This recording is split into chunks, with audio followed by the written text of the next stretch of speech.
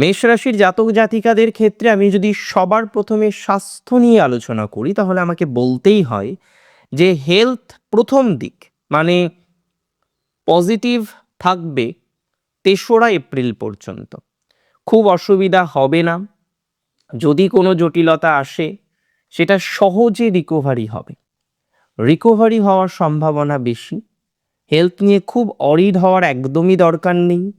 যে সমস্ত জাতক জাতিকাগণে বারংবার স্বাস্থ্য সমস্যা হচ্ছে এবং অ্যালার্জি থেকে শুরু করে, ঠান্ডা অ্যালার্জি থেকে শুরু করে, পেটের কিছু প্রবলেম থেকে শুরু করে, কিছু ক্রনিক প্রবলেম, থাইরয়েড, সুগারের মতো অনেক মেষ রাশির ইদানিংকালে আপনারা একটু ফেস করেছিলেন এবং কন্ট্রোল করে নিয়েছেন। মেষের যে কোয়ালিটিটা আমার অত্যন্ত পছন্দের, যে প্রবলেম হলেও, সমস্যা আসলেও সেই সমস্যার সমাধান করে নেওয়ার যে ক্যাপাসিটি দরকার, সেটা কিন্তু মেষ রাশির জাতক জাতিকাদের থাকে এবং এটি আমি মনে করি মেষ রাশির জাতক জাতিকাদের রয়েছে এই মাসেও।